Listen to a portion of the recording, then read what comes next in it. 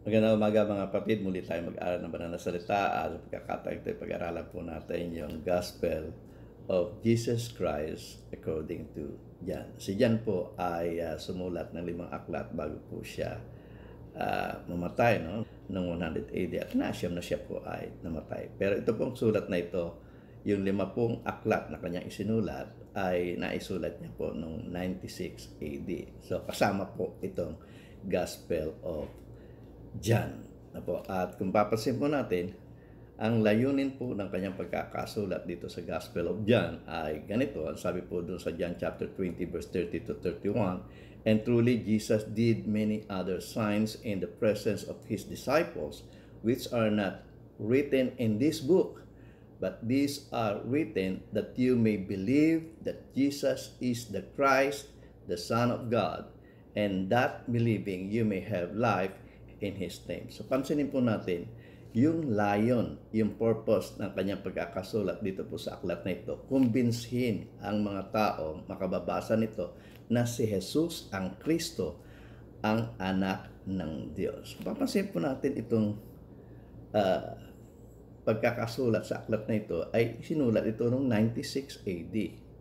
At ito po ay meron ng 63 years doon po sa Acts 2, no, na kung saan dito po ay ipinangaral na si Jesus ang Kristo. At dito po ay nakumpirma na ni Pedro na si Jesus ang Kristo. At ganito po yung ating mababasa po doon sa Acts 2. Tingnan po ninyo dito po sa ating pong illustration.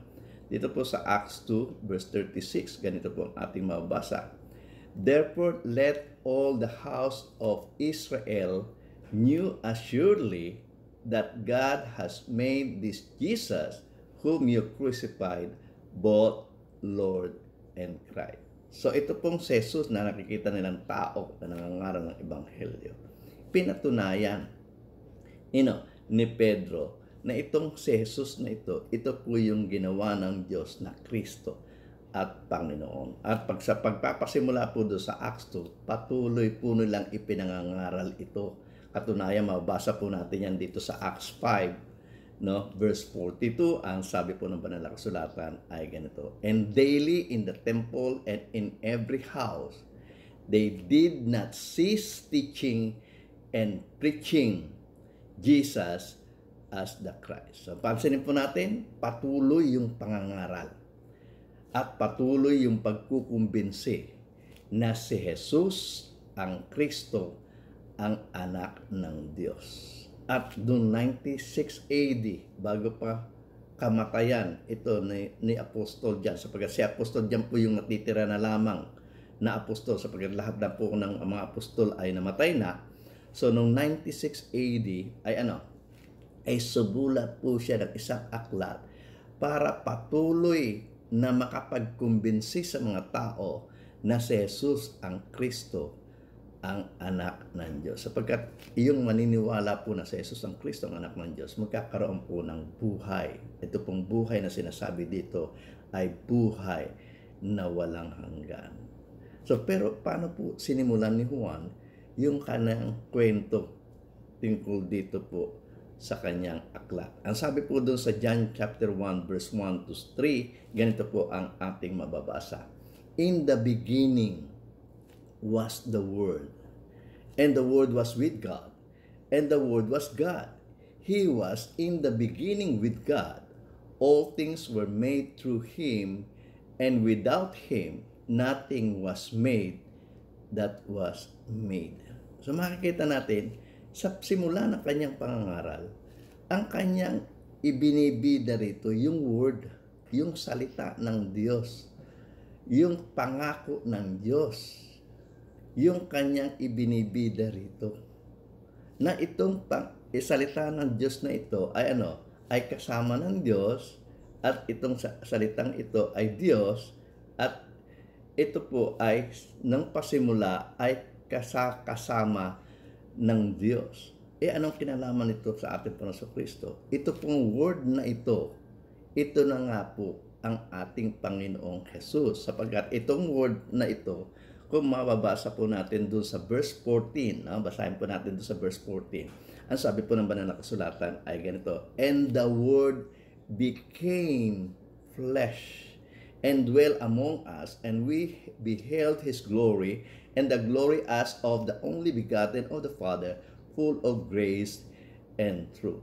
So makikita natin, yung aral dito, makikita natin ay yung Diyos ay naging flesh. At ito po ay isa sa mga mahirap tanggapin noong kapanahonan ng mga apostol, sapagkat meron po mga Gnostics na nangangaral noon na ang Diyos ay hindi pwedeng maging tao. Doon po sa kanilang doctrine of dualism. Ang sinasabi po doon ay yung pong spirit is good, yung matter po ng mga physical things ay evil. So, yung God po ay spirit, therefore siya po ay good. Ang man po ay ay physical. Siya ay evil. So, hindi po pwedeng maging evil ang Diyos na siya po ay maging man. Kaya hindi po nila pininiwala na ang Diyos ay pwedeng maging tao. At dito pinakikita po ng banal na kasulatan na yung Diyos pong yon ay naging tao.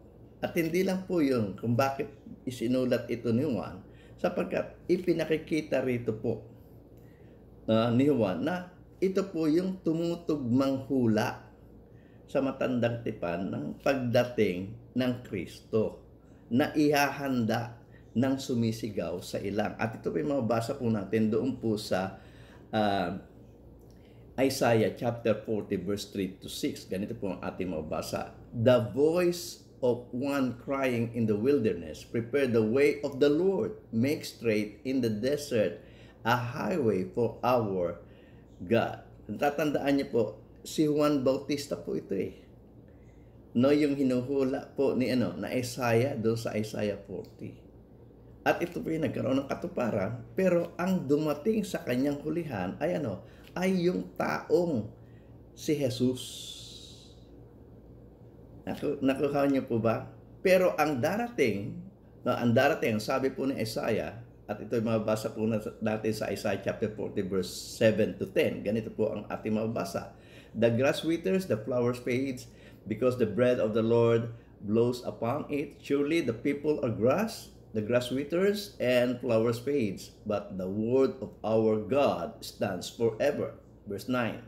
"O Zion, you who bring good tidings, get up into the high mountain. O Israel, O Jerusalem, you who bring good tidings, lift up your voice with strength. Lift it up, be not afraid. Say to the cities of Judea, behold your God."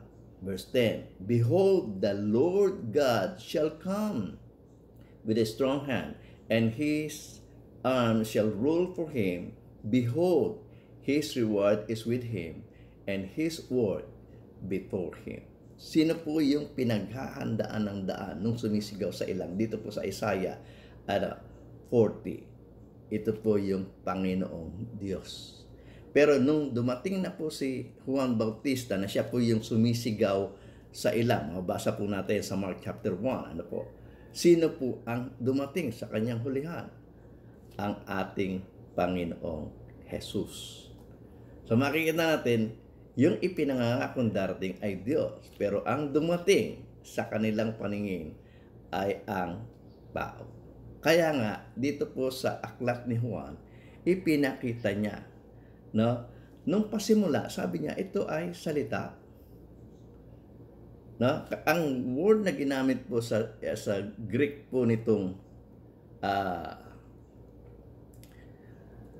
word, yung word, yung salita, o yung verbo, sa Greek word po niyan ay logos. At yung logos po, kung mabasa po natin yan doon sa Strong Concordance, ay isang statement o isang speech na ang ito'y ginagamit kapag sinalita yung salitang logos. Ito ay isang salita, speech, divine utterance or analogy. Sa ibang mga pag-aaral pa, makikita natin, ang sabi po rito ay ganito: a word being the expression of a thought, a saying is preeminently used of Christ, ano po, expressing the thought of the Father through the Spirit. So, ang sabi pa rito, logos is a common term, no? Common lang po itong term, no? With regards to a person sharing a message, no?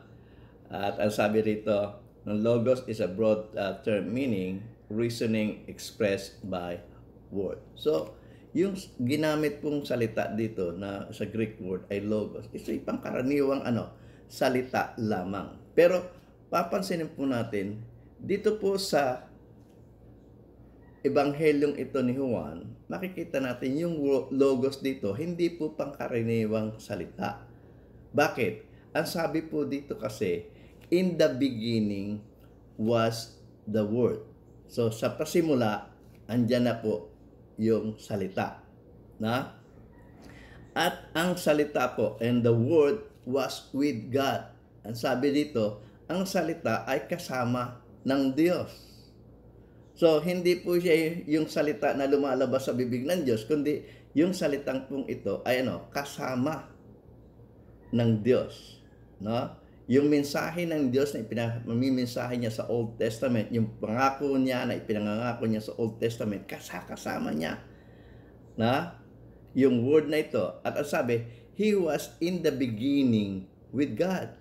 All things were made through Him, and without Him, nothing was made that was made. At kung papansinin po natin, ito pong verse 2, no? Ano sabi doon sa verse 2? He was in the beginning with God. Ang Greek phrase po dito ay ganito, Hotus en arche proston theon. Yun po yung Greek, sa Greek manuscript po natin babasahin. Ang sabi, Hotus en arche proston theon. Yung pong proston theon, no, yung kasama ng Diyos. Yun po yun. In the same is in the beginning with God. Yun po yun, no? Yung proston theon, kasama ng Diyos. Yung pong pros ay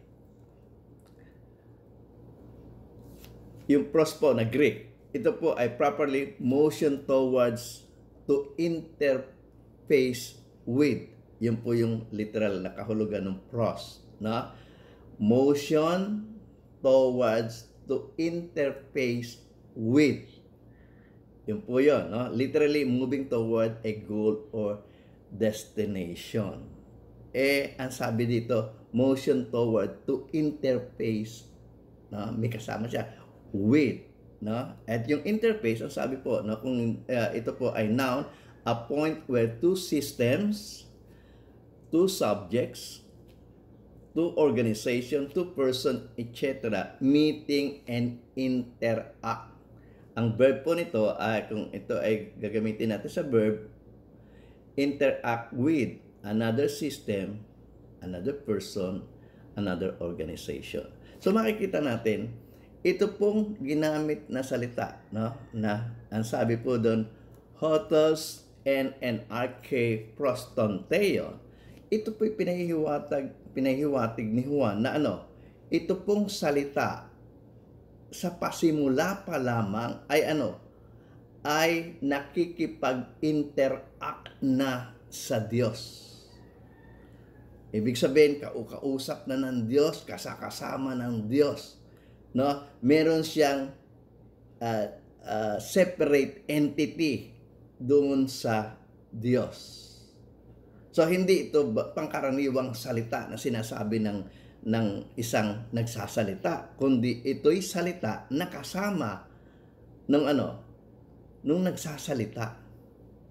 Nakuha po natin yon. So, siya po ay ibang persona doon sa kasama niyang Diyos. Kaya kung babasahin po natin muli, ang sabi po doon, in the beginning was the Word, and the Word was with God, and the Word was God. So makikita natin, kasama siya, ka-interact siya ng Diyos, at siya mismo ay ay Diyos. Isa, different personality siya kaysa doon po sa Diyos. Nakukuha po ba natin? So, dito po sinimulan ni Juan yung kanyang kwento. Nang pasimula, siya po ay ay salita. Siya po ay pangako lamang. Pumapansin po natin doon sa Old Testament, siya po ay pinapangako pa lamang ng Diyos. Pero itong ipinapangako ng Diyos ay hindi pangako niya lamang galing po sa kanyang bibig, kundi kasama niya na ng pasimula. At katunayan, sabi po rito ay ganito, in the beginning was the Word, and the Word was with God, and the Word was God. He was in the beginning interacting with God. At sabi doon, all things were made through Him, and without Him, nothing was made that was made. So, andun siya. Kasi kung wala siya doon, walang nilikha na malilikha kung wala siya. Sa makatuwid, siya po yung nag-execute ng paglilikhang pinlano ng Diyos ng pasimula. Kung wala po siya, wala pong dagat, wala pong bundok, wala pong mundo, wala pong universo, wala pong mga hayop, wala pong mga puno, wala pong tao. At yun po yung sabi ni Juan, pero ang word na ito sa verse 14, ang sabi po ay ganito. And the word, nang pasimula na kasama ng Diyos na po ay naging flesh. Ang word na ito ay naging tao. So dito po pinasimulan ni Juan yung kanyang sulat na kinukumbinsi ang mga tao na tanggapin nyo na si Jesus ang Kristo ang anak ng Diyos sapagkat hindi po siya pangkaraniwang tao. Siya po ay Diyos na kasama ng Diyos ng pasimula, at siya po ay Diyos na kung wala siya ay wala pong nalikha. At yan po yung nasa Old Testament na darating. Ang darating ay Diyos, pero ang dumating po ay tao, sapagkat ang Diyos po ay nagkatawang tao. Ang Kristo po na kanilang iniintay ay tunay na anak ng Diyos. Ang Kristo po kanilang iniintay ay ang Diyos. At ito po ay sa katauhan ng ating Panginoong Jesus. So, dito po natin mawakasan muna ang ating pag-aaral, at ito po ay gagawin po nating serye. At dito po ay sa pasimula ng kanyang pangangaral ni Juan, ay kinondensyon niya ang mga tao na tanggapin nyo na si Jesus, na nakikita niyong tao na siya na nga po ang Kristo, ang anak ng Diyos, sapagkat hindi po siya pangkaraniwang tao, na yun naman po ang iniuhula sa Old Testament na ang Kristong darating ay Diyos, pero darating siya sa katauhan ng ating Panginoong Jesus. So sana po sa maikling panahon ng ating pag-aaral ay nakumbinsi ko po kayo at nag-enjoy kayo sa aral na ito, at sana po ay patuloy nating subaybayan. At kung kayo bago po sa channel ko po, ay sana po mag-subscribe kayo, mag-like na rin po kayo, at i-share nyo na rin po itong video ito, at kung meron po kayong comment, ay mag-comment lang po kayo. At sana po ay panoorin nyo na rin po itong dalawang video ito na nasa inyong harapan. Ako po si Nehemia Sayuhay, at maraming salamat po sa inyong pakikinig.